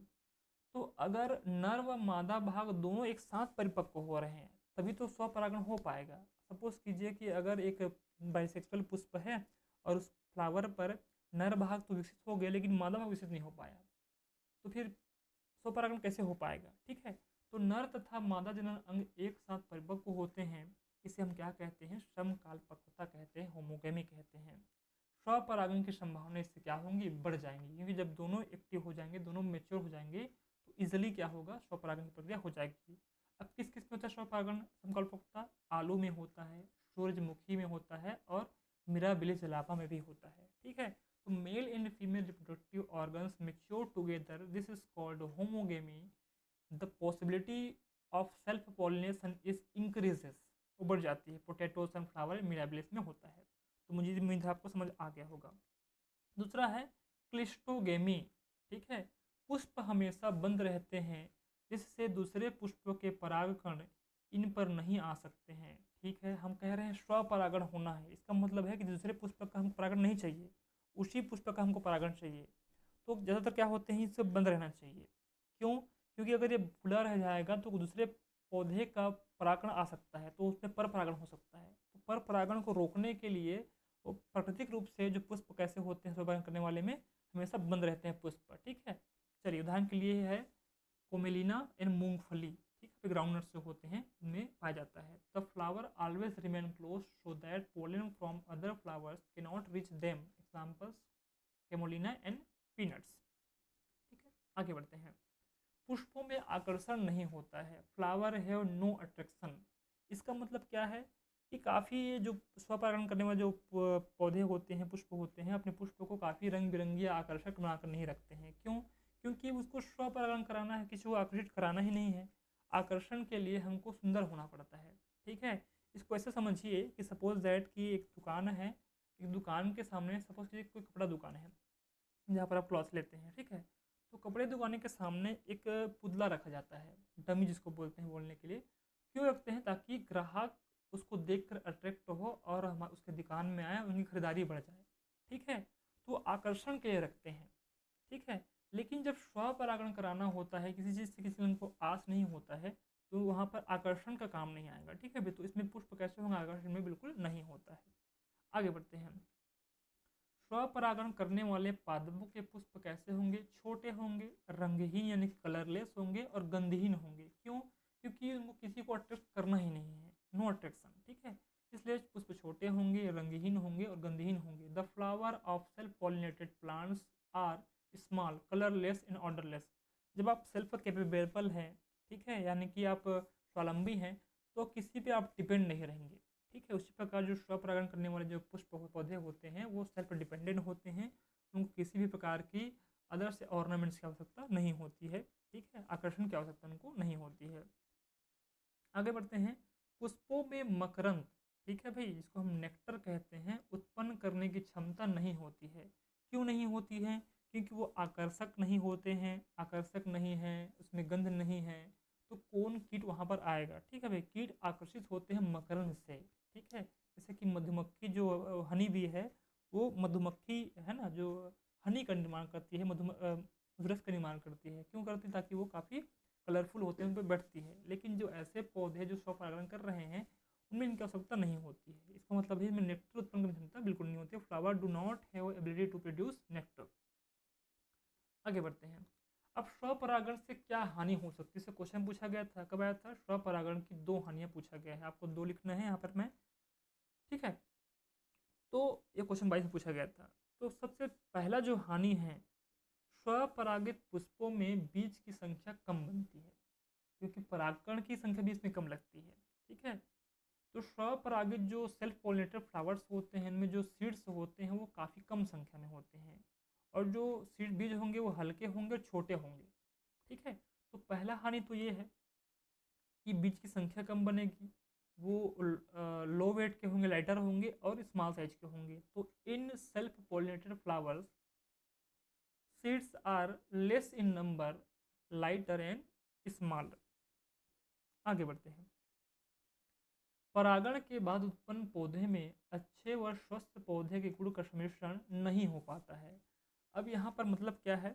अच्छा गुण कब आता है? जब लैंगिक जनन होता है, यानी कि जब क्रॉस पॉलिनेशन होगा, यानी कि 2 अलग जातियों के गुण मिलेंगे तब नया गुण आएगा। लेकिन खुद के पुष्प के परागकण उसी पुष्प के पत्रिका पर ट्रांसफर हो रहे हैं, शुद्धता इसमें बनी रहती है, ठीक है। लेकिन कोई नया गुण इसमें नहीं आ पाता, ये हानि है, ठीक है। लाभ ये होगा कि शुद्धता बनी रहती है, लेकिन हानि ये है कि उसमें कुछ नया गुण नहीं हो पाता है। और जब नया गुण क्या होता है, वो वेरिएशन करता है, एवोल्यूशन करता है, ताकि वो इन्वायरमेंट को सह सके, ठीक है। तो ये हानि तो ये होगी कि परागण के बाद उत्पन्न जो पौधे होंगे वो अच्छे और स्वस्थ नहीं होते हैं, ठीक है भाई। उसमें अच्छे गुणों का समावेशन नहीं हो पाता है। The plants produce after pollination do not have the qualities of good and healthy plants, ठीक है। चलिए आगे बढ़ते हैं। तीसरा जो हानि है इस परागण से उत्पन्न पौधे में केवल एक ही पौधे के गुण होते हैं, यानी कि प्योरिटी बनी होती है, शुद्धता बनी होती है। ये हानि की बात है। क्यों? अक्सर हम कहते हैं कि जो डार्विन का सिद्धांत कहता है कि वही जो अपने आप को यहाँ फिट रख सकता है जिनमें वेरिएशंस हो, जो अपने आप को फिट रखता हो, जो उसको जी पाता है। लेकिन जब एक ही गुण बार बार आए तो वो इन्वायरमेंट के अनुसार अपने आप को ढाल नहीं पाता है। ठीक है भाई, ऐसे स्पीसीज बहुत कम देखने मिलते हैं। The plants resulting from this pollination have the characteristic of only one plant. एक ही प्लांट का गुण आता है। ठीक है, आगे बढ़ते हैं। इस परागण से उत्पन्न पौधे कैसे होंगे? दुर्बल होते हैं और अस्वस्थ होते हैं। Plant produced from this pollination are weak and unhealthy. देखिए, बीज की संख्या कम होती है, हल्के बनते हैं, छोटे होते हैं, अस्वस्थ होते हैं, अच्छे नहीं होते, नए गुण नहीं आते हैं, केवल एक ही पौधे का गुण होता है, दुर्बल होते हैं, अस्वस्थ होते हैं, वीक एंड अनहेल्थी होते हैं। कितनी सारी हानियाँ यहाँ पर लिखी हुई हैं। आपको केवल 2 हानियाँ या 3 हानियाँ पूछा जाएगा एग्जाम में, इसको आप देख लेंगे। नेक्स्ट जो हानि है, पादप विकास की संभावनाएं घट जाती हैं। The possibilities of plant growth decreases. Growth कब होता है? जब वेरिएशंस होते हैं। क्योंकि यहाँ पर वेरिएशंस नहीं हो रहे हैं, कुछ नए गुण नहीं आ रहे हैं, तो इसमें क्या होगा? विकास की संभावनाएं लगभग कम हो जाती हैं। आगे बढ़ते हैं। स्वपरागण से लाभ, एडवांटेज ऑफ सेल्फ पॉलिनेशन। यहाँ पर हमने हानि पढ़ी थी, अब स्वपरागण के हम लाभ भी पढ़ेंगे। ये क्वेश्चन 22 सेट सी में आया था। पहला जो लाभ है, परागण कणों की अधिक मात्रा की आवश्यकता नहीं होती है। इसका मतलब है जो स्वपरागण करने वाले जो पुष्प होंगे उसको अधिक मात्रा में परागण बनाने की आवश्यकता नहीं होगी, क्योंकि पास पास में होते हैं, एक ही पुष्प में है, तो स्थानांतरण बहुत ईजी हो जाता है। ठीक है, तो पर परागण में जो होता है अधिक आवश्यकता, इसमें कम आवश्यकता होती है। तो flowering grains are not required in large quantities. तो पहला लाभ तो यही हो गया। दूसरा लाभ देखते हैं, स्वपरागण क्रिया सहज व सुलभ होती है। The process of self pollination is easy and accessible. इन्हें पहुँच के पास होती है, टच में रहते हैं, आपस में पास पास रहते हैं, तो काफ़ी अधिक मेहनत करने की आवश्यकता नहीं होती ट्रांसफ़र करने के, पॉलिनेशन करने के लिए। ये एक फ़ायदा हो सकता है। आगे बढ़ते हैं। स्वपरागण से बने जो सीड्स होते हैं, बीज होते हैं, कैसे शुद्ध नस्ल वाले होते हैं। ठीक है, जैसा कि मैंने पहले कहा था कि कोई नया लक्षण नहीं आता है, लेकिन प्योरिटी तो बनी रहती है ना, शुद्धता बनी रहती है, कोई मिश्रण नहीं होता होने के लिए, लाभ है। ठीक है, शुद्धता बनी होती है, ये लाभ है, लेकिन वेरिएशन नहीं आ रहा, ये हानि है। ठीक है, इसको ध्यान रखें। दोनों कई बार बच्चे गलती करते हैं, जब मैं काफ़ी चेक करता रहता हूँ तो बच्चे इसको लिख कर आ जाते हैं कि ये सर ये हानि है। नहीं नहीं, ये हानि नहीं है, ये लाभ की बात है, क्योंकि जो शुद्धता की अलग बात होती है, प्योर बना होता है। ठीक है, चौथा है, पुष्पों को रंग, सुगंध, मकरंद स्त्राव करने की आवश्यकता नहीं पड़ती है। क्यों नहीं पड़ती है? क्योंकि इसको स्वपरागण कराना है। ठीक है, flower do not need colours, fragrance and nectar decoration. ठीक है, तो लेस एनर्जीज है ना, बहुत ज़्यादा एनर्जी यूज़ करने की आवश्यकता नहीं होती है। जिन पुष्पों में पर परागण नहीं होता वहाँ पर स्वपरागण द्वारा निषेचन होता है। बिल्कुल सही है भाई। सपोज कीजिए कि जिन जिन पुष्पों पे दो अलग अलग प्रकार के पुष्पों के परागण नहीं आ पा रहे हैं, नहीं मिल पा रहे हैं, तो वहाँ पर संभावना किसकी है? स्वपरागण की काफ़ी इजीली हो जाती है। In flowers where cross pollination does not occur, fertilization occur through self pollination. ठीक है, तो 2 पूछा गया है, 3 पूछा गया था, तो आपको लगभग 4-5 बता दिया हूँ, आप इसको देखकर लिख लेंगे। आगे बढ़ते हैं। नेक्स्ट पढ़ते हैं सेकंड टाइप है पॉलिनेशन का, क्रॉस पॉलिनेशन। इसको मैं समझा चुका था। जब भी क्रॉस पॉलिनेशन की बात आए तो याद रखेंगे यहाँ पर क्या होगा कि जो फ्लावर्स होंगे वो डिफरेंट डिफरेंस होंगे, प्लांट्स कैसे होंगे? डिफरेंट डिफरेंस होंगे। ठीक है, व्हाट इज क्रॉस पॉलिनेशन? तो write two benefits of cross pollination. आगे बढ़ते हैं। जब परागकण किसी दूसरे पौधे, देखो यहाँ पे स्पष्ट बोल दिया दूसरा पौधा। ठीक है, स्वपरागण क्या था? समान पौधा था। यहाँ पर क्या है? जब परागकण यानी कि पोलिंग ग्रेन्स किसी दूसरे पौधे पर स्थित पुष्प के वर्तिकाग्र यानी कि फ्लावर की स्टिग्मा पर स्थानांतरित हो, चाहे वह उसी प्रजाति या जाति का हो। ठीक है भाई, तो इस परागण को क्या कहते हैं? पर परागण अथवा पर निषेचन, एलोगेमी भी कहते हैं। ठीक है, इसको ध्यान रखेंगे, जो वर्ड आया है पर निषेचन या एलोगेमी। कई बार कहीं क्वेश्चन पूछ दे कि एलोगेमी किसे कहते हैं या पर निषेचन किसे कहते हैं, तो आप कुछ भी लिख कर नहीं आएंगे। ठीक है, तो समान प्रजातियों के बीच पर परागण क्या कहलाती है? जिनोगेमी कहलाती है। ठीक है, तो एलोगेमी जिनोगेमी लगभग लगभग समान है। तो जब परागकण किसी दूसरे पौधे पर स्थित पुष्प के वर्तिकाग्र पर स्थानांतरित होते हैं, चाहे वो उसी जाति का हो या जाति का हो, इस परागण को क्या बोलते हैं? पर परागण या फिर परनिषेचन या एलोगेमी कहते हैं। समान प्रजाति यानी सेम स्पीसीज के बीच में जो क्रॉस पोलिनेशन होगा उसे क्या कहेंगे? जिनोगेमी कहते हैं। ठीक है। When pollen is transferred to the stigma of a flower on another plant, be it of the same species or another species, then this pollination is called cross-pollination or cross-fertilization. Allogamy, cross-pollination between similar species called xenogamy. ठीक है, इस प्रकार से। ठीक है भाई, ये एक पौधे का पुष्प है, दूसरे पौधे का पुष्प है। ये समान जाति के पौधे हो सकते हैं और ये असमान भी हो सकते हैं। ठीक है, यहाँ पे माध्यमों की आवश्यकता होती है। तो देखिए, एक पौधे के एक पुष्प का परागकण किसी माध्यम की आवश्यकता लेकर दूसरे पौधे के पुष्प पर वर्तिका पर पहुँच रहा है, इसे क्या कहेंगे? पर परागण, क्रॉस पोलिनेशन कहेंगे। अब जिस प्रकार से हमने स्वपरागण के लिए अनुकूलताएं पढ़ी थी कि कौन कौन से कंडीशंस हैं, कौन कौन से एडेप्टेशंस हैं जिस रेस्टोरेंट पे स्वपरागण हो पाता है, ठीक उसी प्रकार पर परागण करने के लिए भी कुछ शर्तें होती हैं, उसको हमको देखना होगा। पहली शर्त ये है कि बड़े आकार के पुष्प होने चाहिए। क्यों? क्योंकि इनको मेनली माध्यम की आवश्यकता होती है। ठीक है, अब माध्यम के लिए इसको आकर्षित करना होगा कि इनको जो माध्यम जो पर परागण कराते हैं, जो कीट वगैरह हो गए, इनको आकर्षित करने के लिए, जंतु आकर्षण के लिए बड़े बड़े होने चाहिए। ठीक है, तो काफ़ी ये बड़े साइज के होते हैं, बिग साइज के होते हैं। Flowers would be of a big size. आगे बढ़ते हैं। परिदल पुंजों एवं दलपुंजों का चमकीला रंग, यानी कि पेटल्स, सेपल्स, जो कैलिक्स, कोरेला होते हैं, जो कलरफुल पार्ट्स होते हैं किसी भी फ्लावर के, वो कैसे हों? चमकीले रंग के हों। ये इंपॉर्टेंट, ताकि पोलिनेटर्स आकर उनको आकर्षित हो सकें। नेक्स्ट है पुष्पों में सुगंधित पदार्थों का पाया जाना।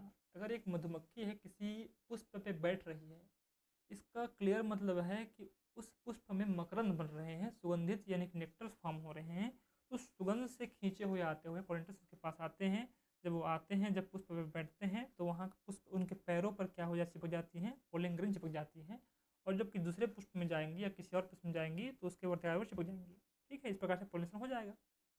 ठीक है, presence of aromatic substance in flowers. ठीक, नेक्स्ट है पुष्पों में मकरंद उत्पादन ग्रंथियां पाई जाती हैं। इसका मतलब है जो नेक्टर फॉर्म करने के लिए कुछ नेक्टर प्रोड्यूसिंग ग्लैंड्स होते हैं फ्लावर में, वो पाए जाते हैं। खास बात ये है। पांचवा है पुष्पी भागों में खाने योग्य रस का पाया जाना। ठीक है भाई, हम कहते हैं कि मधुमक्खी से हमको हनी मिलता है। ठीक है, मधुमक्खी के उड़ने से हनी मिलता है। तो हनी कहाँ से इकट्ठा होता है?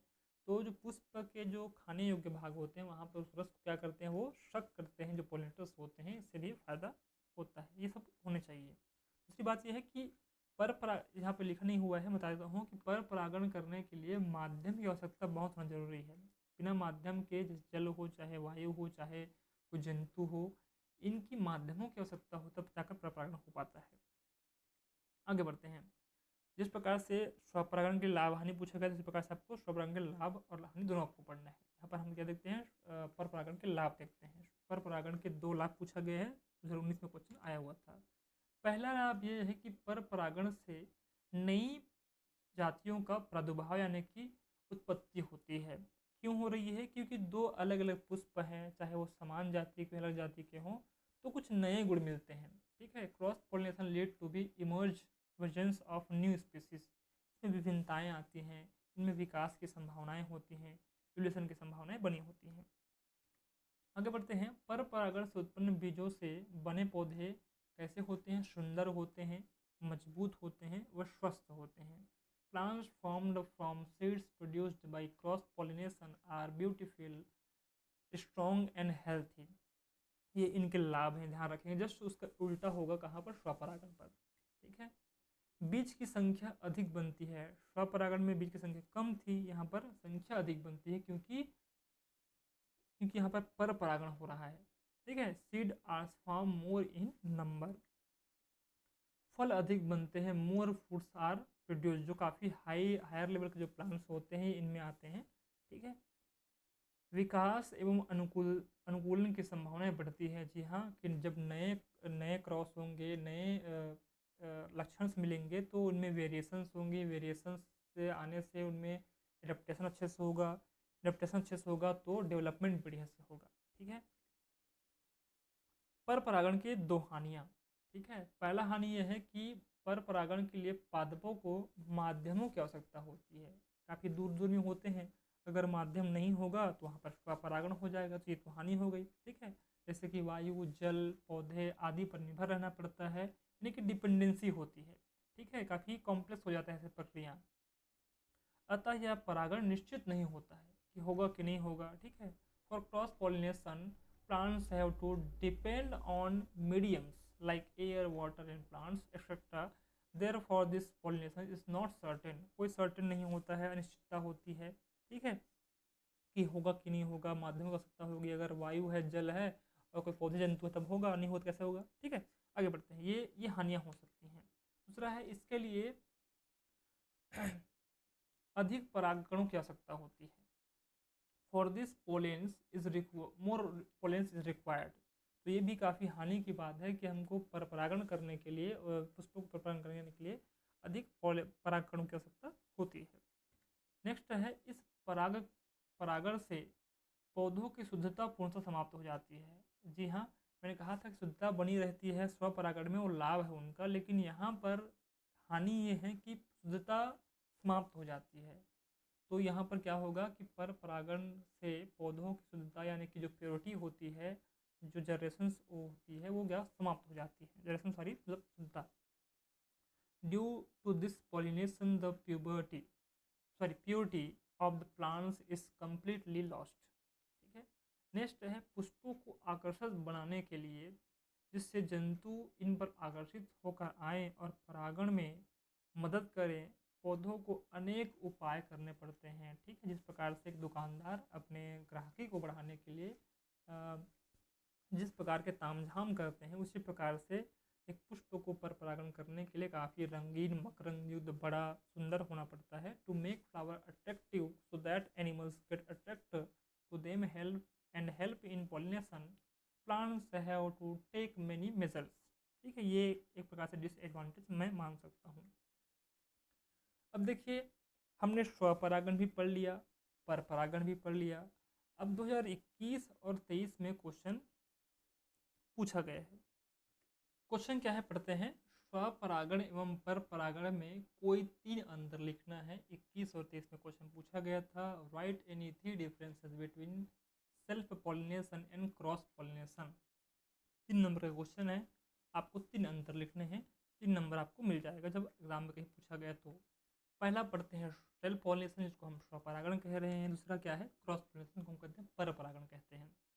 ठीक है, पहले देखते हैं स्वपरागण में कि यह एक ही पौधे के नर एवं मादा पुष्पों के बीच होता है। देखिए यहाँ पर शब्द आया है, एक ही पौधे के नर मादा पुष्पों के बीच। ठीक है, लेकिन क्रॉस में क्या होगा, यह परागण एक ही जाति, यह देखो जाति बोला है, कि 2 पौधे के नर एवं मादा पुष्पों के बीच होता है।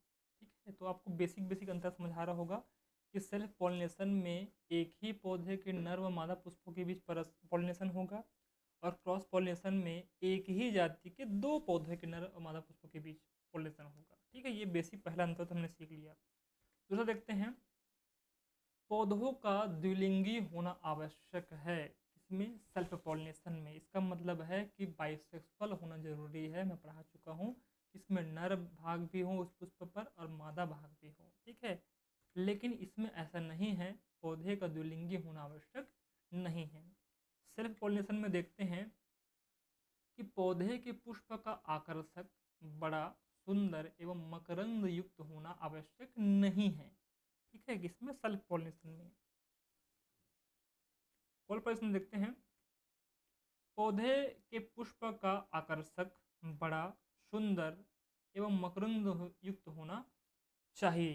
क्यों? क्योंकि इसको अट्रैक्ट करना है पोलन किड्स को। ठीक है, तो दोनों में अंतर आपको समझ आ रहा होगा। चौथा है कि सेल्फ पॉलिनेशन में कम परागकणों की यानी कि कम पोलिंग ग्रेन्स की या नर म्यूक की आवश्यकता होती है। इसमें क्या होगा, अधिक परागकणों की आवश्यकता होगी। सेल्फ पॉलिनेशन में जो बने बीज होते हैं वो संख्या में कम होते हैं, हल्के होते हैं और छोटे होते हैं। इसमें जो है बने बीज संख्या में अधिक होते हैं, बाकी भारी होते हैं और बड़े होते हैं। बार बार स्वपरागण से बने पौधे कैसे जाते हैं, दुर्बल और अस्वस्थ हो जाते हैं, वीक एंड अनहेल्थी हो जाते हैं। इससे बने पौधे सामान्यतः कैसे होते हैं, स्वस्थ होते हैं, क्योंकि नया गुण उसमें आ जाता है। विभिन्नताएं एवं विकास की संभावनाएं कम रहती हैं। क्रॉस पॉलिनेशन में विभिन्नताएं विकास की संभावनाएं बनी रहती हैं। तो मुझे उम्मीद है आपको इसका अंतर समझ आया होगा। ठीक है, मोस्ट इम्पॉर्टेंट ये है कि स्वपरागण या सेल्फ पॉलिनेशन के लिए हमको माध्यमों की आवश्यकता बिल्कुल नहीं पड़ती है, और इसमें इसके लिए माध्यम की आवश्यकता पड़ती है ताकि क्रॉस पॉलिनेशन ठीक से हो जाए। ठीक है, इसको इंग्लिश पढ़ते हैं कि the happens between male and female flowers of the same plants, this pollination occur between male and female flowers of two plants of the same species. Plants must be bisexual, plants do not have to be dioecious. ठीक है, यानी कि unisexual में होंगे। It is not necessary for the flower of a plant to be attractive, big and beautiful and nectar rich. हो सकता है इसमें नहीं होती है। The flower of the plant should be attractive, big, beautiful and nectar rich होना चाहिए। इसमें less pollination pollen is required, कम संख्या की आवश्यकता होती है। ठीक है, बहुत कम नंबर में। इसमें more pollen is required. The seed form are less in number, lighter and smaller. The seeds form are more in number, heavier and larger. Plants formed from repeated self-pollination are weak and unhealthy. ठीक है, plants grow from this generation remain healthy. There is less possibility of diversity and development.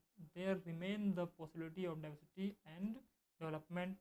It doesn't require a medium. It's required as medium. ठीक है, तो आपको मुझे उम्मीद है basic को समझ आ गया होगा। आगे बढ़ते हैं। नेक्स्ट जो क्वेश्चन है बच्चों, ये क्वेश्चन ओव्यूल के बारे में है। ठीक है, आपको पता होगा एक प्लांट है, प्लांट के फीमेल पार्ट में ओवरी होता है, अंडाशय होता है, अंडाशय के अंदर ओव्यूल होते हैं, बीजांड होते हैं, जहाँ पर एग्स होते हैं, यानी कि फीमेल गैमेट्स होती हैं। तो उनसे रिलेटेड कुछ क्वेश्चन पूछे गए हैं 2020 और 23 में। क्या क्वेश्चन है? एक प्रारूपी आवृत्त बीजी बीजांड यानी ओव्यूल के लंब काट, इसका मतलब है लॉन्गिट्यूडनल सेक्शंस। ठीक है भाई, ठीक है, लंब काट का नामांकित चित्र आपको बनाना है, डायग्राम बनाना है। Make a label diagram of A longitudinal section of a typical angiosperm ovule. ठीक है, नेक्स्ट जो क्वेश्चन है, एक प्रारूपिक भ्रूण कोष की रचना। अब देखो, ओव्यूल के अंदर क्या होते हैं? एम्ब्रियो सेक होते हैं।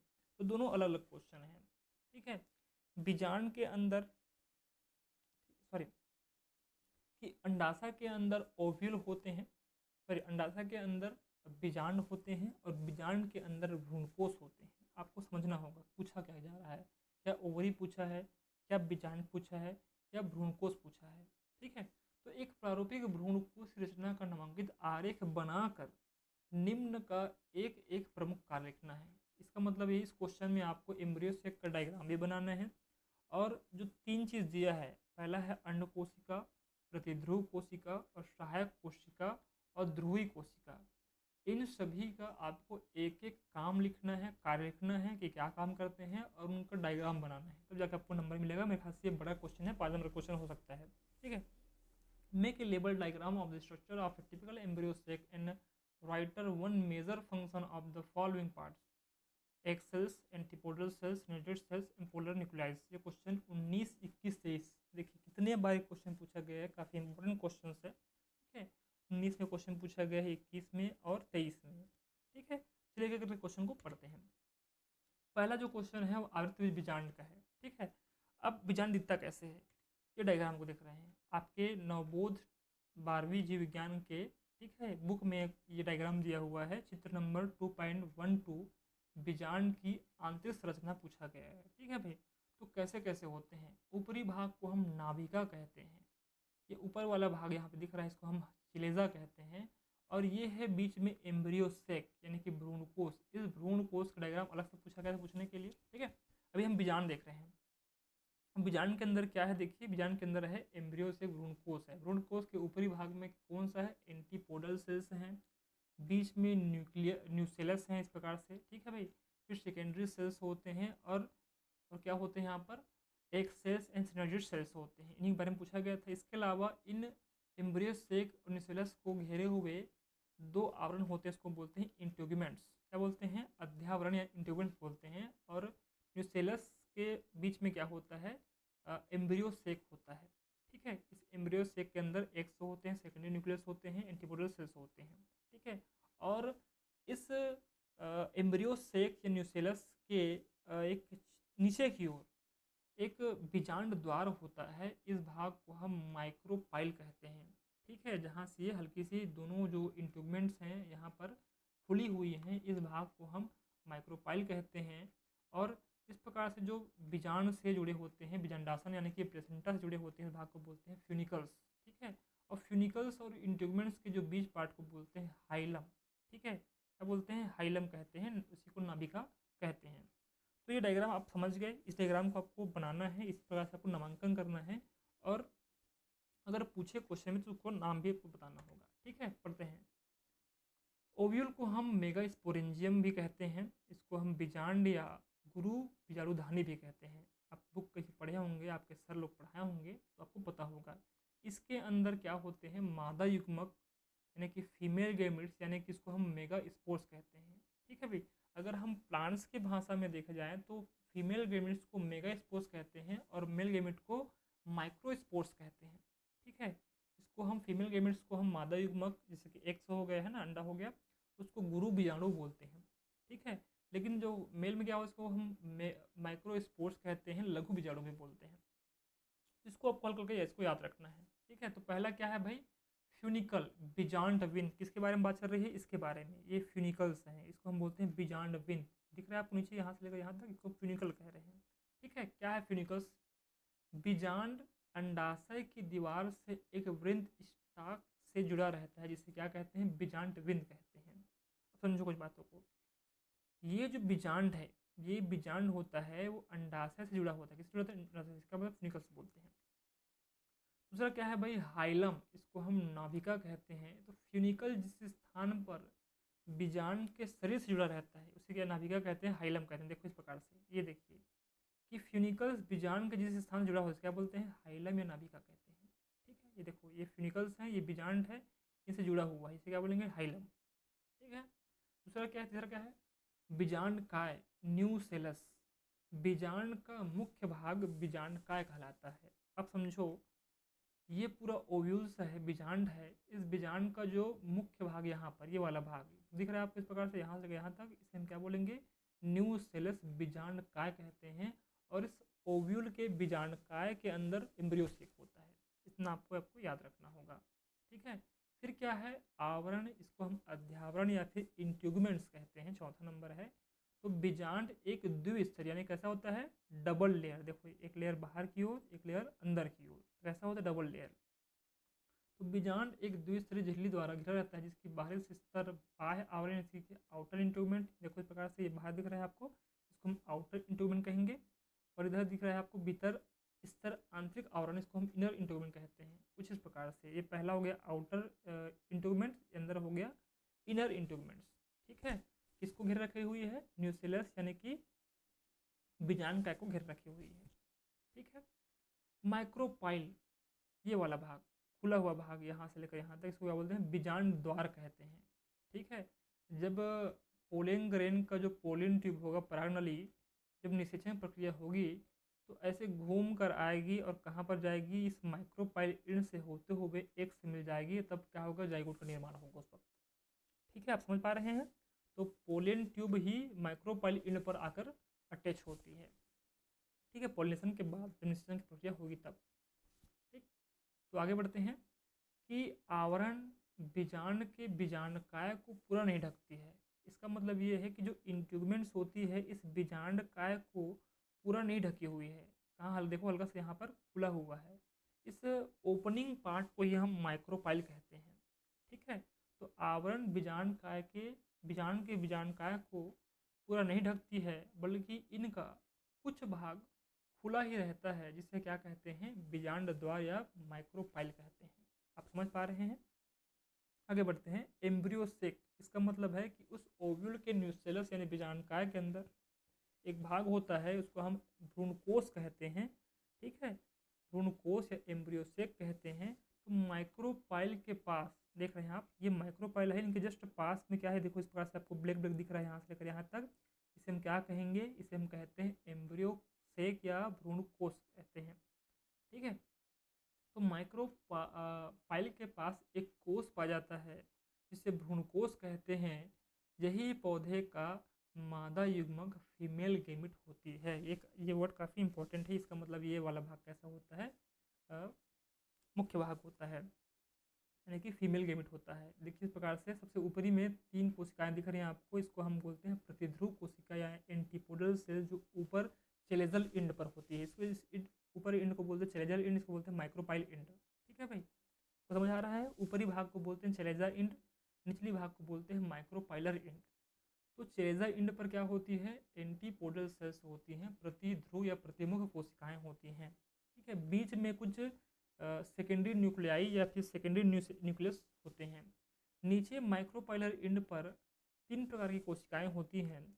पहला कोशिका होती है एक कोशिका, जिसको हम एग सेल्स या अंड कोशिका कहते हैं, और नीचे की ओर कुछ सहायक कोशिकाएं, इसको हम सिनर्जिड सेल्स कहते हैं। ये हो गए एम्ब्रियोसेक। ठीक है, तो मुझे उम्मीद है कि इस क्वेश्चन का आंसर आपको मिल गया होगा। डायग्राम आप बना लेंगे इसको।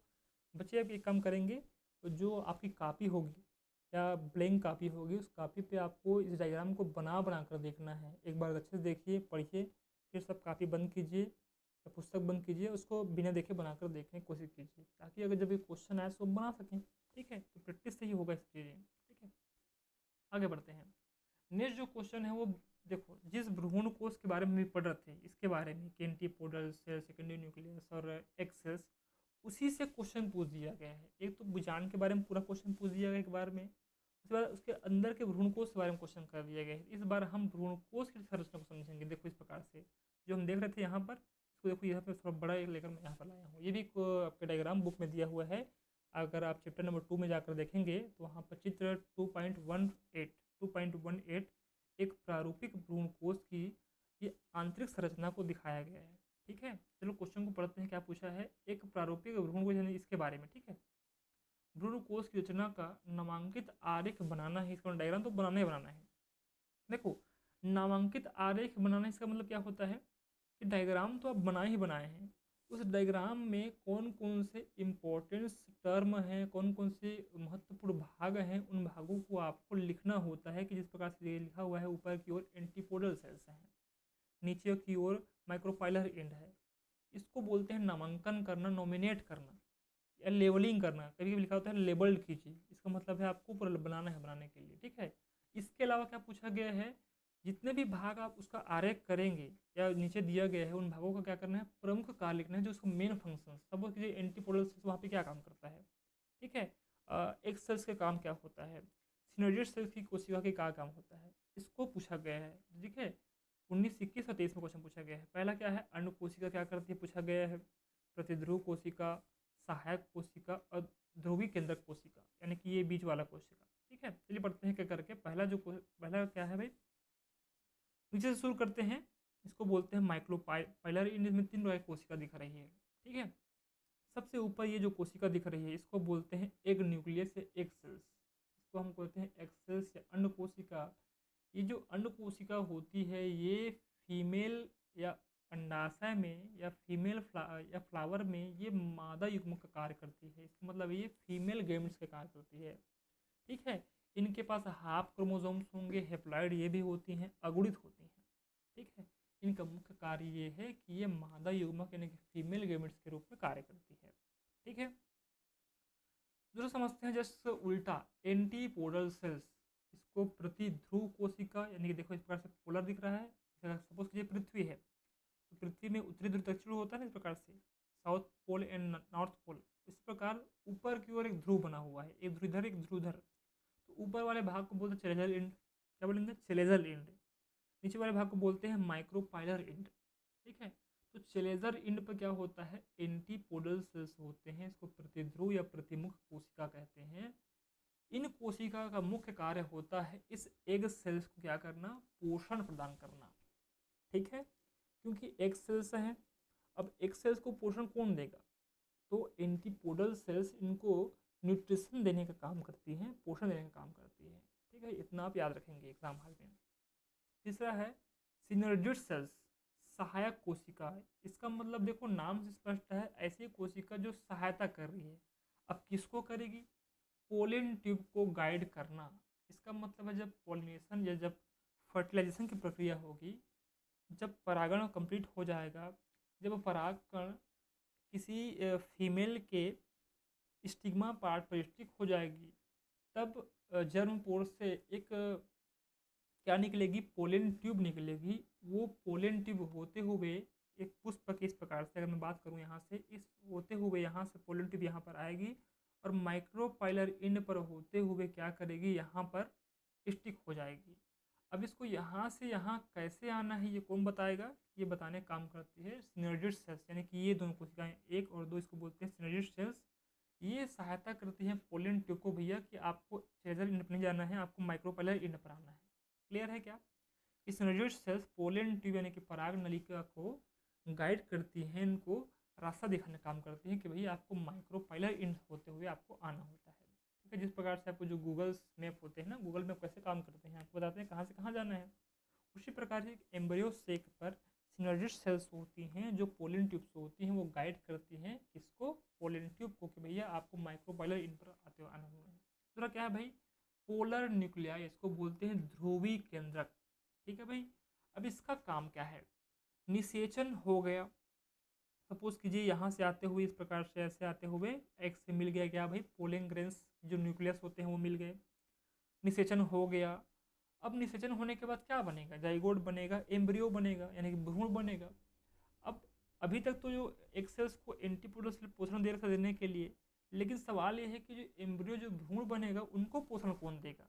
तो ये दो पोलर न्यूक्लाई होते हैं, ध्रुवीय केंद्रक होते हैं। ये केंद्रक निषेचन के बाद जो बने भ्रूण होते हैं, एम्ब्रियो होते हैं, इन भ्रूण को पोषण देते हैं और क्या फॉर्म करते हैं? भ्रूण कोष का निर्माण करते हैं, एंडोस्पर्म का निर्माण करते हैं। और जो एंडोस्पर्म होंगे कैसे होंगे? डिप्लॉयड होते हैं, त्रिगुणित होते हैं। ठीक है, 3n होते हैं। ठीक है, 3 गुणित क्रोमोसोम्स में होंगे। तो मुझे उम्मीद है कि ये क्वेश्चन आपसे बन गया होगा। ये मेरे हाथ से बनाया हुआ डायग्राम है। बच्चों को जब पढ़ाता हूँ डायग्राम को बनाकर बताता हूँ कि पुष्पी पादप में निषेचन किस प्रकार से होता है। जितना भी अभी पढ़े थे पढ़ने के लिए आपको क्लियर हो जाएगा। ध्यान से इसको देखिएगा, अगर हो सके इसको बनाकर आप देखेंगे घर में। ठीक है, पेन कापी रखेंगे, बनाकर देखेंगे। देखिए यहाँ पर समझा देता हूँ समझाने के लिए। पुष्पी पादपों में निषेचन की प्रक्रिया हो रही है। क्या हो रही है? फ्लावरिंग प्लांट्स में फर्टिलाइजेशन की प्रक्रिया हो रही, प्रोसेस हो रही है। ऊपर में जो दिख रहा है आपको, क्या दिख रहा है? Intine, exine, cytoplasm. याद कीजिए किसका है ये? परागकण की संरचना है। ठीक है, तो ऊपर की ओर एक परत है, इसको हम एक्साइन कहते हैं, बाह्यचोल कहते हैं।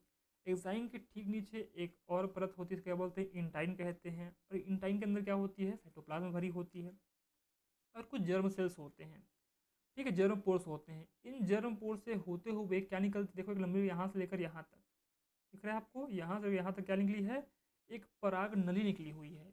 इसको बोलते हैं पोलन ट्यूब। यहाँ पर याद रखना कि परागकण में 2 मेल गैमेट होते हैं। कितने होते हैं? 2 मेल गैमेट होते हैं, 2 नर युग्मक होते हैं। ठीक है, तो परागण की जब प्रक्रिया होगी, पोलिनेशन की जब प्रक्रिया होगी, तो ये परागकण किसी माध्यम से या स्वपरागण के द्वारा किसी पुष्प के, अब देखिए पुष्प का क्या है? स्त्री केसर यानी कि मादा जननांगांग है, इसको हम गाइनोसियम कह रहे हैं। ये 3 भाग होते हैं। पहला भाग को स्टिग्मा कहते हैं, लंबी नली को कोई वर्तिका या स्टाइल कहते हैं, और इस पुलिय भाग को क्या बोलते हैं? ओवरी कहते हैं। क्या बोलते हैं इसको? ओवरी।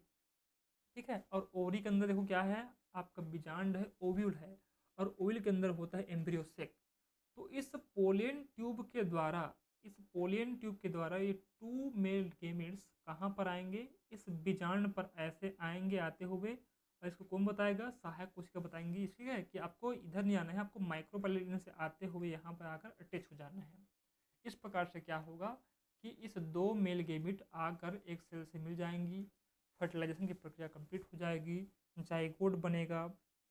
ठीक है, जाइगोट बनने के बाद एम्ब्रियो का विकास होगा। एम्ब्रियो को पोषण देने के लिए इस एम्ब्रियो सेक में कुछ पोलर न्यूक्लियाई या ध्रुवीय केंद्रक होते हैं, ये पोषण प्रदान करते हैं। ठीक है, ये थैलेमस है, पेडिकल्स पुष्पविंत है। तो मुझे उम्मीद है कि आपको पूरी कहानी समझ आ गई होगी। ठीक है, अभी तक जो भी पढ़ाया हूँ उसको आप एक बार रिपीट करके देखेंगे क्या, क्योंकि वीडियो काफ़ी लंबा बन गया है, लेकिन कोई दिक्कत नहीं, हम सिर्फ रिवीजन कर रहे हैं। हम वही क्वेश्चन को पढ़ रहे हैं जो क्वेश्चन काम का है।